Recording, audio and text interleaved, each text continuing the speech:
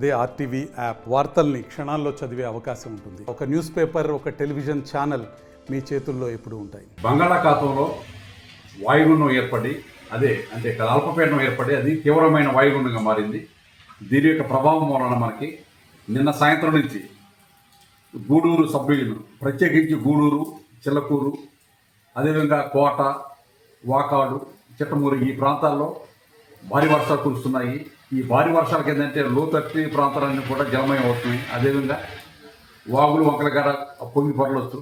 కాబట్టి ఎవరైతే రోడ్డు మీద ప్రయాణం చేసేవాళ్ళు జాగ్రత్తగా గమనించాలి. ఎక్కడైతే వాగులు వంకలు స్పీడ్గా పారుతున్నాయో అలాంటి చోట ధైర్యం చేసి మీరు ముందుకెళ్ళొద్దు.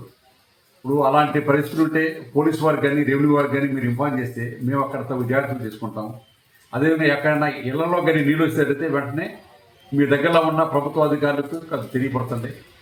అలా ఆ విధంగా చేస్తాం వల్ల ఏంటంటే మనం ప్రమాదాలను తగ్గించవచ్చు. కాబట్టి ఈ యొక్క వర్షాలు రేపు వరకు కంటిన్యూ అవ్వచ్చు. కావున ప్రజలంతా కూడా అప్రమత్తంగా ఉండాలని కోరుతున్నాం.